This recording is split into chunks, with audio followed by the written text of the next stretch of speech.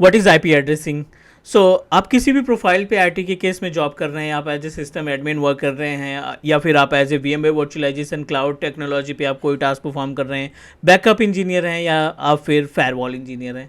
IP address एक ऐसा topic है, आईपी एड्रेसिंग एक ऐसा टॉपिक है जो हर एक प्रोफाइल के लिए मैच करता है, और ये बहुत ही ज़्यादा इंपॉर्टेंट है कि आपको इसका बेस मालूम होना चाहिए कि आईपी एड्रेसिंग है क्या, आईपी एड्रेसिंग कितने क्लासेस में डिवाइड हुई हैं, इनके जो रेंज हैं वो किस तरीके से सेग्रीगेट किए गए हैं, या फिर सबनेटिंग की बात करें, सीआईडीआर वैल्यू की बात करें, तो आपको कैलकुलेशन मेथड पता होना चाहिए कि कैसे आप सीआईडीआर के जरिए यूजेबल आईपी एड्रेस और सबनेट मास्क को कैलकुलेट करते हैं, पब्लिक और प्राइवेट आईपी एड्रेस क्या होता है, इनके बीच में गैप क्या होता है, इन सभी की इन्फॉर्मेशन आपके पास होनी चाहिए।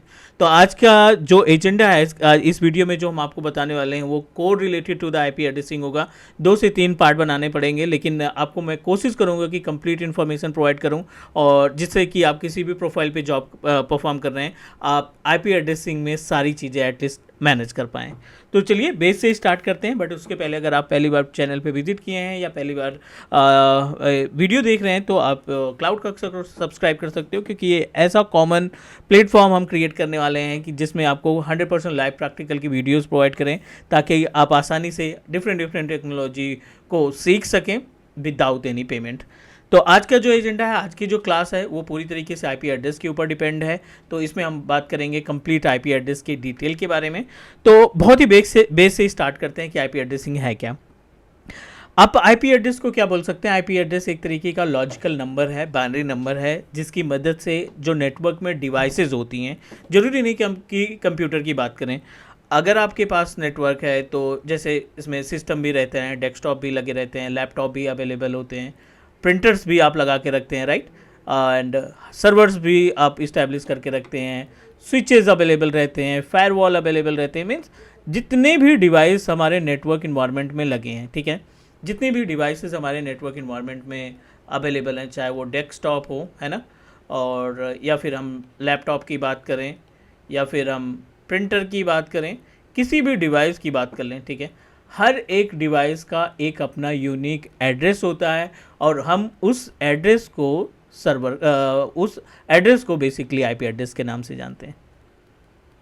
स्विच हो गया, ये फायरवॉल हो गया, आप जितनी भी डिवाइसेस आपके ऑर्गेनाइजेशन में लगी हैं ना, उन सभी डिवाइसेस का अपना पर्सनल एड्रेस रहता है। तभी हम कोई भी डेटा अगर अपने डेस्कटॉप से शेयर करना चाहते हैं सर्वर के ऊपर या लैपटॉप पे, या फिर अपने फायरवॉल पे कोई भी डेटा हम बाहर भेजना चाहते हैं, तो कहीं ना कहीं एक एड्रेस काम करता है उनके बैकएंड में, जिसको हम आईपी एड्रेस के नाम से जानते हैं, राइट।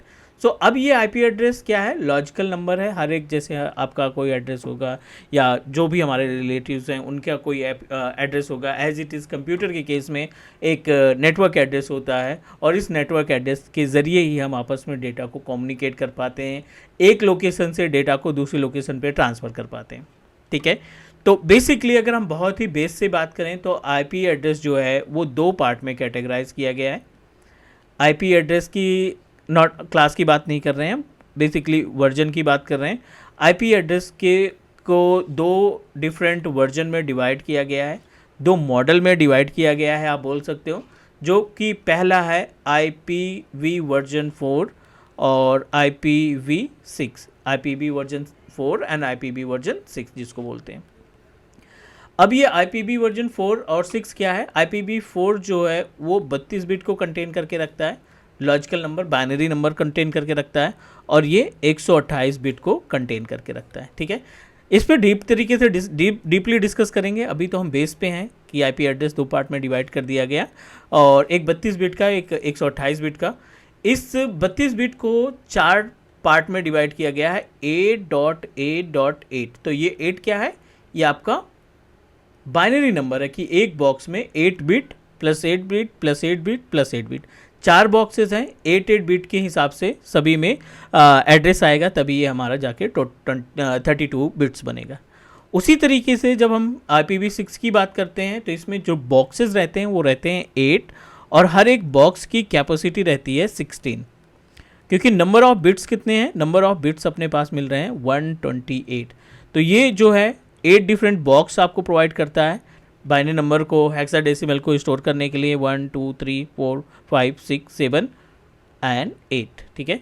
ये 8 डिफरेंट बॉक्सेस रहते हैं जिसमें आप आईपी एड्रेस को मैनेज करते हैं। चलिए, करंट टाइम में जब भी हम लोकल एरिया नेटवर्क की बात करते हैं तो अभी हम 32 बिट यानी IPv4 ही इस्तेमाल कर रहे हैं। IPv6 अभी कुछ ISP जो हमारे इंटरनेट सर्विस प्रोवाइडर हैं उन्होंने स्टार्ट कर दिया है, बट हमें क्या सीखना है, IPv4 सीखना है, क्योंकि जो सबनेटिंग है, CIDR है, वो आपके IPv6 के लिए एप्लीकेबल नहीं है, वो सिर्फ और सिर्फ IPv4 के लिए एप्लीकेबल है। मीन्स कि आपको जो सबनेटिंग सीखनी है वो IPv4 के IP को मैनेज करने के लिए, ना कि IPv6 के।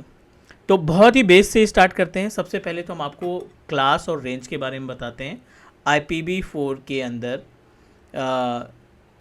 जो टॉपिक है बेसिकली, इसमें हम बात करेंगे क्लास के बारे में और इनके रेंज के बारे में, और इसमें जो सबनेट है, डिफ़ॉल्ट सबनेट है, इन सबनेट के बारे में डिस्कस करेंगे। तो क्लास पहले डिस्कस कर लेते हैं कि क्लास हमारा कहाँ से स्टार्ट होता है। देन उसके बाद रेंज की बात करेंगे, देन उसके बाद सबनेट की बात होगी, और उसके बाद फिर हम यूसेज के बारे में बात करेंगे कि इनका पर्टिकुलर यूज़ क्या है। Class A, B, C, D और E, total number of classes की बात करें तो 5 अलग अलग क्लासेस हैं। पहला अपने पास जो रेंज होगी 0 to 126 की रेंज है। 128 से लेकर के 191 तक, 191 तक B क्लास में आएगा। उसके बाद अगर हम आगे बढ़ें तो 192 यानी 192 से लेकर के 223 तक की रेंज जो है वो C क्लास होगी। 224 से लेकर के 239 तक की जो रेंज है वो D क्लास होगी। 240 से लेकर के 254 तक जो रेंज होगी वो हमारी E क्लास में कहलाएगी। ठीक है, अब सबनेट की बात करें तो इसका जो सबनेट होगा डिफ़ॉल्ट वाला 255.255.0.0.0, इसका 255.255.0.0, और तीसरा अगर हम बात करें तो ये होगा 255.255.0. ठीक है, 3 time 255, 8 bit 8 bit 8 bit, 24 bits इसमें, 16 बिट इसमें और 8 बिट इसमें। अब अगर हम इसकी बात करें तो इसको आपको कैलकुलेट करना पड़ेगा, क्योंकि ये जो है ये आपके बेसिक नेटवर्किंग के लिए है, कॉमर्शियल नेटवर्क के लिए, मींस कोई भी इसका यूज़ कर सकता है। बट अगर हम बात करें क्लास डी की तो क्लास डी जो है मल्टीटास्किंग,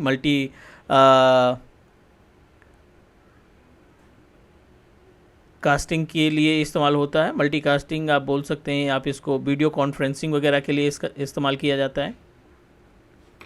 और जो लास्ट है अपने पास ई क्लास का इस्तेमाल किया जाता है बेसिकली रिसर्च एंड डेवलपमेंट के लिए, और इसको फ्यूचर के लिए सेव करके भी रखा गया है। ये अपने पास रेंज हो गई, ये इसका यूसेज हो गया, ये सबनेट हो गया, और यहाँ पे एक पॉइंट मिस है 127। तो बेसिकली जो 127 आईपी एड्रेस यहाँ पे आप मिसिंग देख रहे हैं वो आपका कहलाता है लूप बैक एड्रेस। ठीक है, अब क्वेश्चन ये आता है कि ये लूप बैक एड्रेस है क्या। तो लूप बैक एड्रेस 127.0.0.1 जो है ना, ये हमारा identify to troubleshoot the issues related to the NIC card. जो निक कार्ड हम लगाते हैं अपने सिस्टम में, किसी भी कंप्यूटर में जो NIC कार्ड लगता है उसको आइडेंटिफाई, उसकी हेल्थ को चेक करने के लिए 127.0.0.1 को इस्तेमाल करते हैं। कैसे, एक छोटा सा एग्जांपल, मान लीजिए ये आपका डेस्कटॉप है। ठीक है, एवरीथिंग इज़ ओके, यहाँ पे आपने निक कार्ड लगाया और निक कार्ड का कनेक्शन आपने स्विच से कर दिया। ठीक है, और एवरीथिंग इज़ ओके, बट आप अपना इस सिस्टम को किसी दूसरे कंप्यूटर से कम्युनिकेट नहीं करा पा रहे हैं, राइट, लाइक दिस। आप इसमें कम्युनिकेशन नहीं हो पा रहा है। अब आप वेरीफाई करेंगे कि केबल में दिक्कत तो नहीं है, आईपी एड्रेस में कोई प्रॉब्लम तो नहीं है। तो केबल वेरीफाई करने के लिए आपने क्या किया, इस केबल को उठा करके यहाँ से निकाल करके आपने कहाँ पे सेट कर दिया, अपने लैपटॉप में, और आप लैपटॉप का आपका कम्युनिकेशन करना स्टार्ट कर दिया। मीन्स केबल में कोई इशू नहीं है, स्विच में कोई इशू नहीं है, मीन्स बैकएंड सब कुछ सही है, आपका सिस्टम जो है कम्युनिकेट नहीं कर पा रहा है, इसकी वजह से आपने ड्राइवर भी अनइंस्टॉल करके देख लिया, एवरीथिंग इज़ ओके, आप अपनी तरफ से सारी चीज़ें देख लिए। इट मीन्स दैट अब आपको वेरीफाई करना है कि आपका जो निक कार्ड है कहीं NIC कार्ड तो डैमेज नहीं है। तो इसके लिए क्या करेंगे, आप इस मशीन पे करेंगे पिंग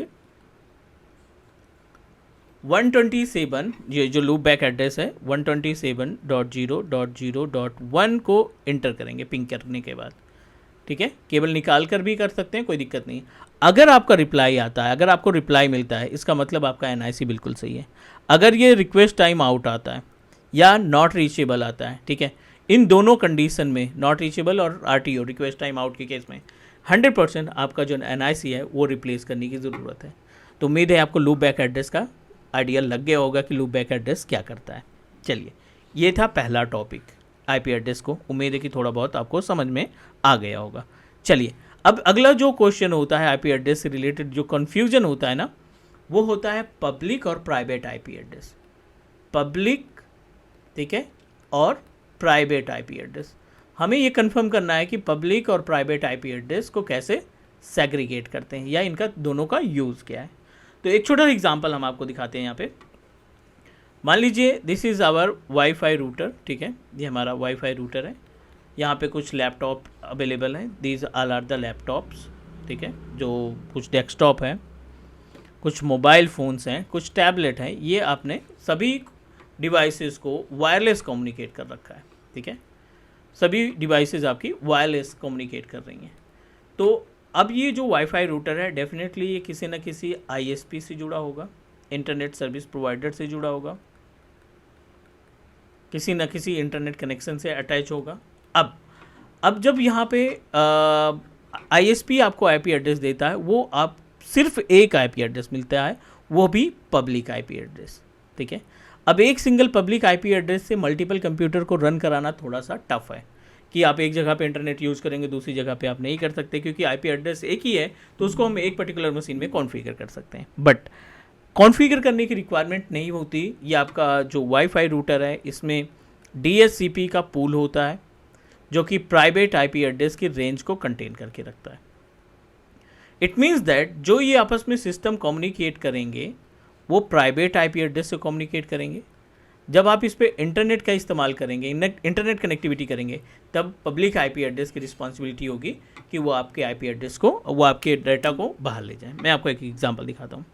ये अपने पास डेस्कटॉप, और इसमें हम क्या करते हैं, पहले तो वेरीफाई करते हैं कि हमारा प्राइवेट आईपी एड्रेस क्या है, फिर उसके बाद हम इस पर पब्लिक आईपी एड्रेस के बारे में डिस्कस करेंगे।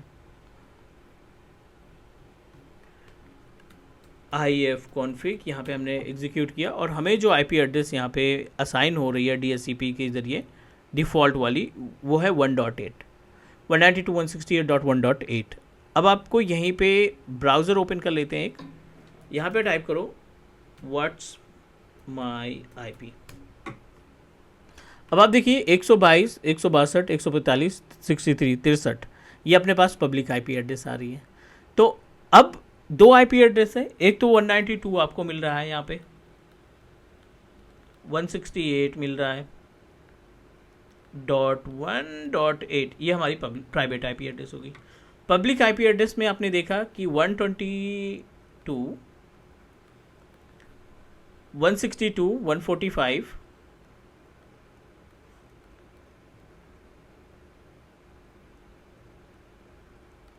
एंड 63, ये जो आईपी एड्रेस है, ये आपकी पब्लिक आईपी एड्रेस है।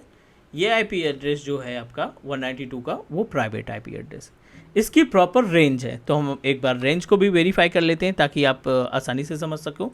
यहाँ पे अगर हम बात करें तो प्राइवेट आईपी एड्रेस की रिस्पॉन्सिबिलिटी क्या होती है, to make a connection between the computers. जो आपस में कंप्यूटर्स हैं, उनको जोड़ने के लिए, उनका डाटा ट्रांसफ़र करने के लिए प्राइवेट आईपी एड्रेस का इस्तेमाल होता है। और जब हम इंटरनेट एक्सेस करते हैं, तो इंटरनेट पे कोई भी डेटा ट्रांसफ़र करना है या इंटरनेट से कोई भी डेटा हमारे अपने सिस्टम में डाउनलोड करना है, दोनों के केस में पब्लिक आईपी एड्रेस पिक्चर में आता है।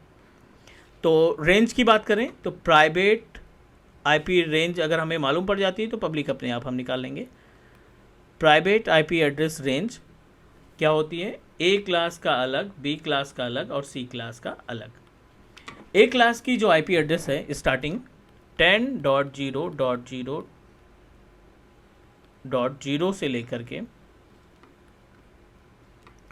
10.255.255.255, ये हमारे रेंज हो गई किसकी, public IP, private IP address class से। बी क्लास की आईपी एड्रेस 172.16.0.0 से लेकर के 172.31.255.255 और लास्ट 192 से लेकर के 168.0.0 से लेकर के 192.168.255.255 ये अपने पास हो गई प्राइवेट आईपी एड्रेस की रेंज। इसके अलावा जो भी आईपी एड्रेस आपको दिखती है, ठीक है, मान लीजिए कोई आईपी एड्रेस से स्टार्ट हो रही 1.100.101.55, तो आपकी आईपी एड्रेस कहाँ से स्टार्ट हो रही है? 1 से। तो आई डोंट थिंक यहाँ पे कोई भी आईपी एड्रेस हमारी 1 से स्टार्ट हुई है, 10 से है, 172 से, 192 से। तो इसके अलावा कोई भी आईपी एड्रेस किसी भी रेंज से स्टार्ट होती है वो आपकी पब्लिक आईपी एड्रेस कहलाएगी। तो कहीं ना कहीं पब्लिक आईपी एड्रेस काफ़ी ज़्यादा मात्रा में है प्राइवेट के कंपेयर में, बिकॉज पब्लिक आईपी एड्रेस को कभी कॉन्फ्लिक्ट नहीं कराया जा सकता। मीन्स एक पब्लिक आईपी एड्रेस अगर आपको असाइन हो चुकी है तो वो वर्ल्ड वाइड किसी दूसरे नेटवर्क के लिए वो आईपी एड्रेस असाइन नहीं की जाएगी ड्यू टू रीजन ऑफ कॉन्फ्लिक्शन। तो ये अपने पास हो गई प्राइवेट आईपी एड्रेस की रेंज और पब्लिक आईपी एड्रेस। ये थोड़ा सा हमने क्लासेस वगैरह के बारे में बात की, थोड़ा सा नेटवर्क के बारे में डिस्कस किया कि आईपी एड्रेस क्या है। पहला पार्ट है ये आईपी एड्रेसिंग से रिलेटेड। नेक्स्ट वीडियो में हम आपको गाइड करने वाले हैं सबनेटिंग क्या होता है, उसको सेपरेट बताएंगे, और देन थोड़ा सा नेट पैट वगैरह के बारे में, ओएसआई मॉडल वगैरह के बारे में डिस्कस करेंगे। उम्मीद है कि अभी तक यहाँ पे सारी चीज़ें क्लियर होंगी। कोई भी डाउट, कोई भी क्वेश्चन है तो कमेंट करिए, will discuss on comment. So done, मिलते हैं नेक्स्ट वीडियो में। Thank you, take care and please do subscribe your on YouTube channel.